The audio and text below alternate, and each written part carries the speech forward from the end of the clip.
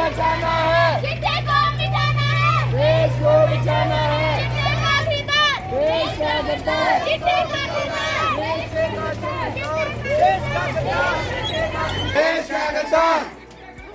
देश का गद्दार। जय जय जय। चिट्टे को देश को बचाना है, चिट्टे को मिटाना है, देश को बचाना है, चिट्टे को मिटाना है, देश को बचाना है, चिट्टे का खरीदार, चिट्टे का खरीदार।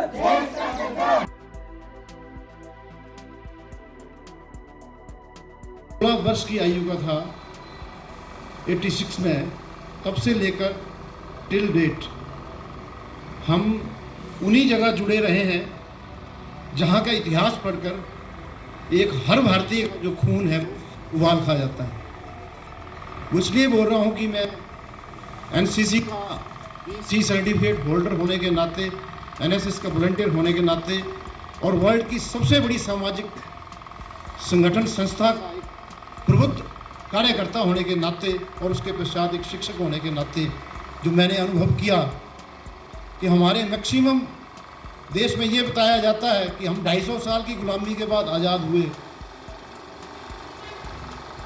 आज़ादी का जश्न हम हर साल मनाते हैं और वो जश्न मात्र एक दिन तक सीमित रह जाता है। मुझे मालूम है, मैं अपने जीवन काल में कम से कम 11 कैंप मैंने आर्मी अटैचमेंट कैंप जो है आर्मी के लोगों के साथ भारत के कोने कोने में, चाहे चाइना बॉर्डर हो, चाहे पाकिस्तान बॉर्डर हो, चाहे आपका श्रीनगर का इलाका हो, हमने वहाँ लगाए हैं। और इतिहास का छात्र होने के नाते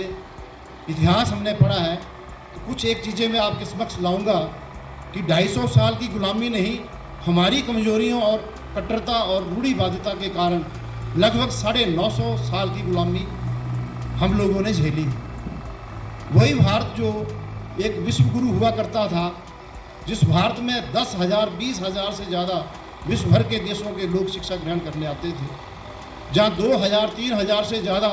हमारे अध्यापक प्रोफेसर लोग जो थे वो भारतवर्ष की शिक्षा देते हो, और जिस भारत को सोने की चिड़िया कहा जाता था, जिस भारत को विश्वगुरु कहा जाता था, जिस भारत के युवा स्वामी विवेकानंद जी ने पूरे अमेरिका जैसे सभी देशों के को अपने नतमस्तक करते हुए अपने विचारों के बल पर जो है विश्व गुरु का तगमा जो आगे बढ़ाया, उसको प्रमाणित किया, उसी देश में हम अपने काम ना करने की पद्धति, रूढ़िवादिता की पद्धति, कट्टरता और अपने एक जिसको बोलते हैं दिखावे वाले जीवन के कारण हम कितने गुलाम चले गए थे। आपको पता, चाहे वो जाति प्रथा थी, चाहे छुआछूत थी, चाहे सती प्रथा थी, चाहे बालिका वध था, चाहे शिक्षा ग्रहण करने का अधिकार नहीं था, चाहे अपने ज्ञान को बांटने का अधिकार नहीं था। जितने प्रबुद्ध लोग यहाँ बैठे सभी हम अपनी कक्षा में पढ़ाते हैं कि किसकी खोज किसने की, सब पाश्चात्य देशों के नाम आते हैं। लेकिन साथ में कुछ लोग हमारे ऐसे भी अध्यापक हैं जो बच्चों को ये बताते हैं कि ये हमें मानना पड़ेगा इस पाश्चात्य व्यक्ति का नाम है, लेकिन वास्तविक में ये चीज़ें सबसे पहले हमारे भारतीयों ने खोजी हैं। अपनी कट्टरता के कारण समुद्र पार ना जाना, उसको पाप समझना, अपने ज्ञान को ना बांटना, उन कारण आज नाम वहाँ जो है वो अंग्रेजों के आते हैं। जैसे आप चाणक्य को देख लो, हम सभी ये बोलते हैं यार शास्त्र की खोज किसने की, तो एडम स्मिथ का नाम लेते हैं, लेकिन जबकि वास्तविक में चाणक्य ने खोजा था। चरक कौन था, शून्य का आविष्कार किसने किया, दशमलव का आविष्कार किसने किया, सूर्य ग्रहण चंद्र ग्रहण के बारे में किसने बताया, शल्य चिकित्सा पद्धति के बारे में किसने बताया।